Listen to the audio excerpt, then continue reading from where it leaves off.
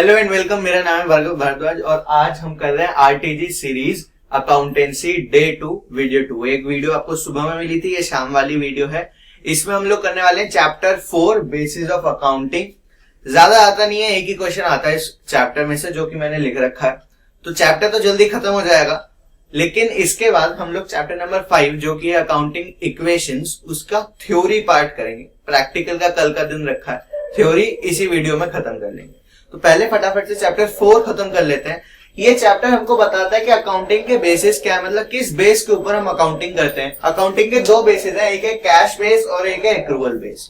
तो जैसे कि नाम से पता चल रहा है, कैश बेसिस मतलब transactions are recorded when cash is transacted. मतलब हम तब ट्रांजेक्शन को रिकॉर्ड करेंगे जब या तो कैश आएगा या कैश जाएगा। मतलब when the cash is transacted तब ट्रांजैक्शंस रिकॉर्ड होंगी, अगर हम इस बेस को फॉलो करते हैं। और अगर एक्रूवल बेसिस को फॉलो करते हैं तो वहां पे ट्रांजैक्शन तब रिकॉर्ड होंगी जब वो एक्चुअली में अकर हुई होंगी, जब वो एक्चुअली में इंकर्ड हुई होंगी, ना कि जब एक्चुअल कैश दिया गया।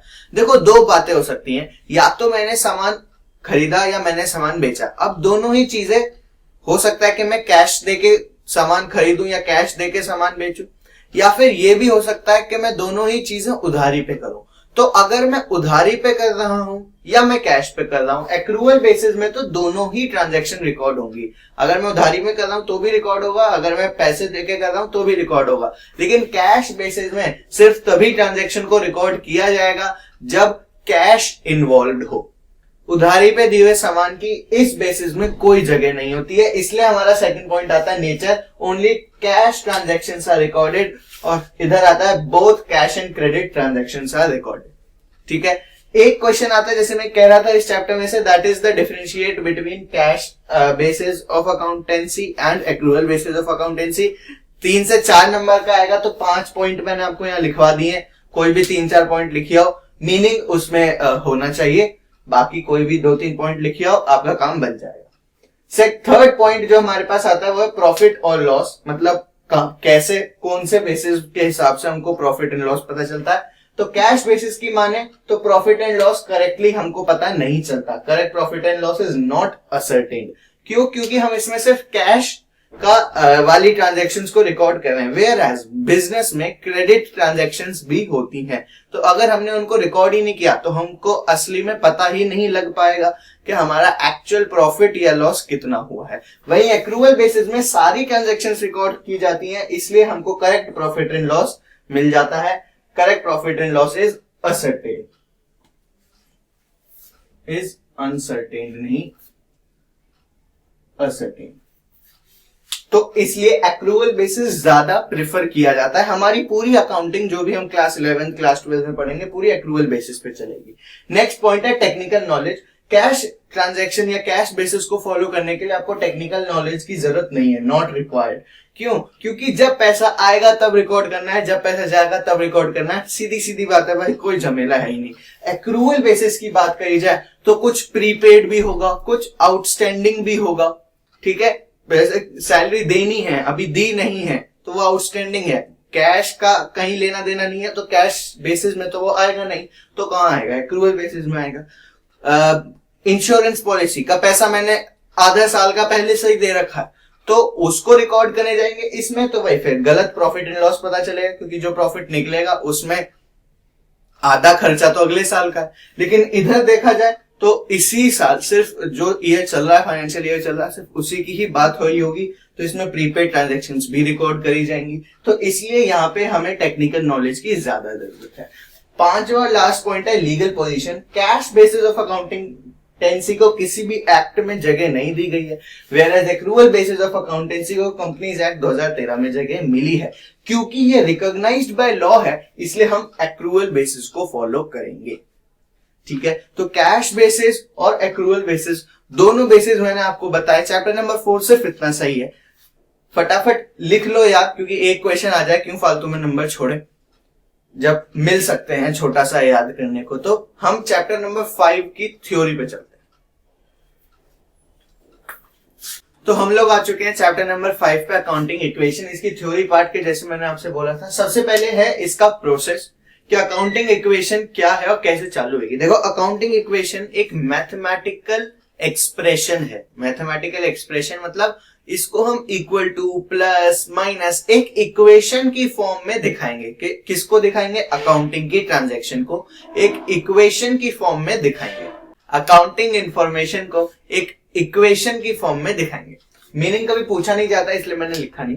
प्रोसेस क्या होता है उसको दिखाने का, कैसे बनेगी, क्या होता है प्रोसेस में? सबसे पहले एनालाइज दी ट्रांजैक्शन। जो भी बात आपसे बोली गई है क्वेश्चन में कि भाई साहब ये इस बंदे ने इसको ये बेचा, या ये चीज कम हुई, ये चीज ज्यादा हुई, जो भी ट्रांजैक्शन दी हुई है, सबसे पहले तो देखो कि ये 5 वेरिएबल में से वो किस किस पे असर डाल रही है।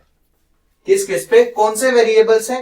एसेट्स, लायबिलिटीज, कैपिटल, रेवेन्यू और एक्सपेंडिचर।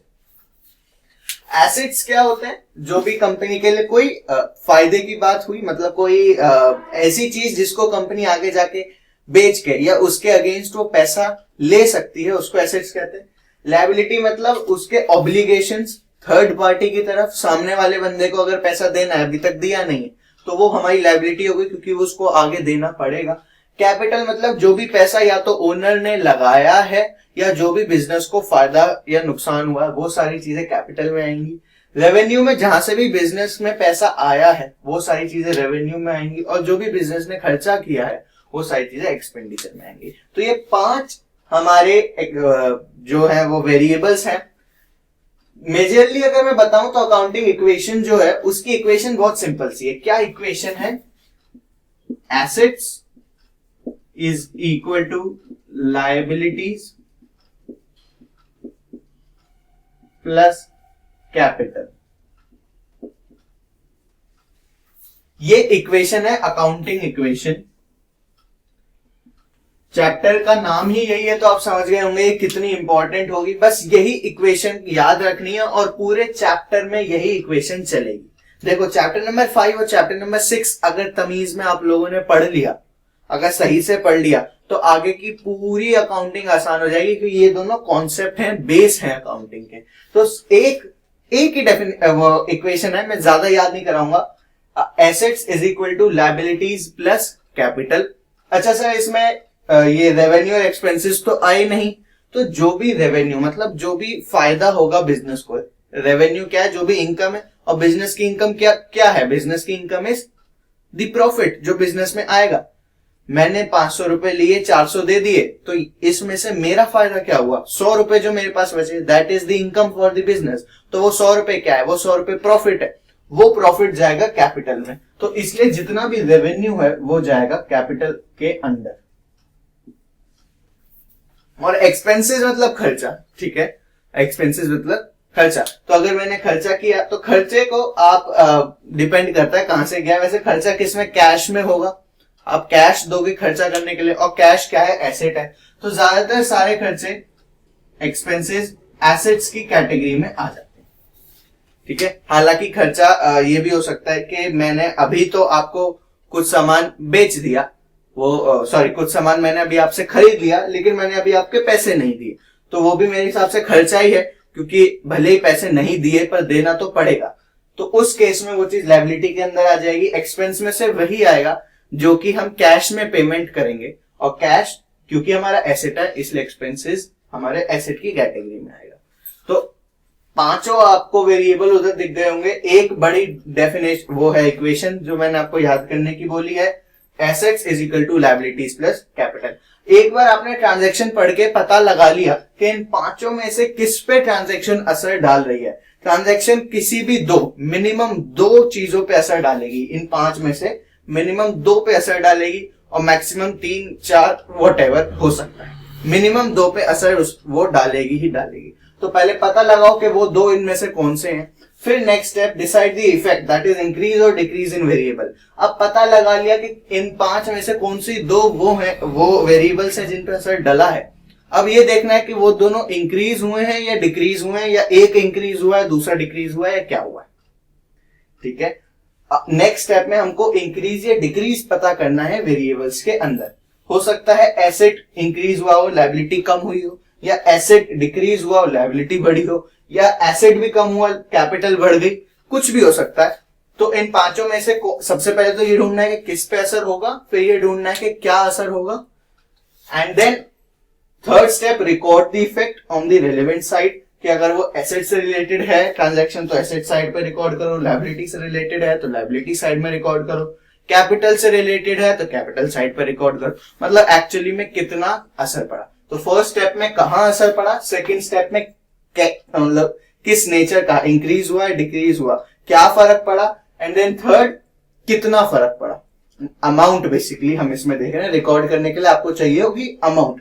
फॉर्मेट वगैरह भी इस वीडियो में रहने देते हैं, जो हमारी प्रैक्टिकल वीडियो है उसमें देखेंगे जब हम प्रैक्टिकल क्वेश्चंस करेंगे। अभी तो मैं बस आपको कॉन्सेप्ट समझा रहा हूं, ठीक है। तो 3 स्टेप्स हैं अकाउंटिंग इक्वेशन पता करने की। सबसे पहले analyse the transaction in terms of variable, कि वो किस वेरिएबल पे असर डाल रहे हैं। Then decide the effect, that is increase या डिक्रीज, कि कौन सी वेरिएबल पे इंक्रीज हुआ है, कौन से पे डिक्रीज हुआ है। Then record the transaction.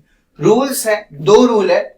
सबसे पहले रूल्स में आता है इंटरेस्ट ऑन कैपिटल और ड्रॉइंग्स इज नॉट रिकॉर्डेड। देखो इंटरेस्ट ऑन कैपिटल होता है कि जो अमाउंट, जो भी पैसा बिजनेसमैन ने लगाया है अपने बिजनेस में, उस पे बिजनेस कुछ इंटरेस्ट अर्न करके वापस करेगी। जो बिजनेस लगाया है वो भी लायबिलिटी ही है, लेकिन वो लॉन्ग टर्म लायबिलिटी है। बिजनेस जब बंद होगा पता नहीं कब, जब भी बिजनेस बंद होगा तब ये पैसा वापस किया जाएगा, बीच में नहीं। तो ये पैसे के ऊपर भी बिजनेस इंटरेस्ट कमा के देता है बिजनेसमैन को। बिजनेस और बिजनेसमैन 2 अलग अलग चीजें हैं। बिजनेस इंटरेस्ट कमा के देगा बिजनेसमैन को इस पैसे के ऊपर जो बिजनेसमैन ने लगाया कैपिटल के ऊपर। और ड्रॉइंग्स मतलब बिजनेस के अंदर से बिजनेसमैन ने जो पैसा निकाला है उसको ड्रॉइंग्स कहते हैं। मैंने 10,000 से बिजनेस चालू किया था, लेकिन बाद में 3,000 रुपए निकाल लिए, तो ये 3,000 रुपए मेरी ड्रॉइंग है। ये एक तरीके से मैंने बिजनेस से उधार लिया है, क्योंकि मैंने अभी बोला कि बिजनेस और बिजनेसमैन 2 अलग अलग चीजें हैं। तो जब मैंने ये पैसा उधार लिया है तो मेरे को वापस भी करना पड़ेगा। किसको? बिजनेस को। ये पैसा, ये 3,000 रुपए वापस भी करने पड़ेंगे।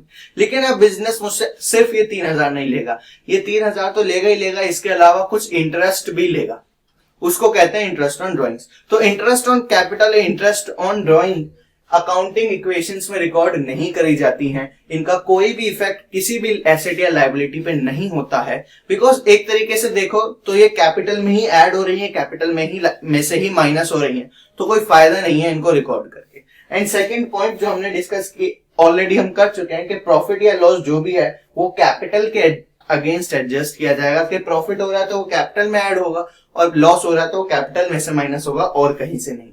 तो ये थ्योरी पार्ट थी, ये कॉन्सेप्चुअल पार्ट था अकाउंटिंग इक्वेशंस का।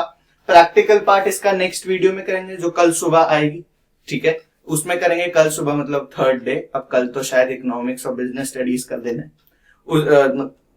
4th डे इस सीरीज का जो 4th डे होगा उसमें आएगी। तब तक के लिए अब इसको जितना करा दिया है, थ्योरी कराई है, हम लोग प्रैक्टिकल चालू करेंगे अगली वीडियो से। थ्योरी को अच्छे से देख लो, क्योंकि मैं फिर से कह रहा हूं 1 मार्कर्स बढ़ गए हैं, एमसीक्यू बढ़ गए हैं, तो बहुत बहुत बहुत ज्यादा चांसेस है इस थ्योरी के एग्जाम में आने के। सो तब तक के लिए आज का काम यहीं खत्म होता है।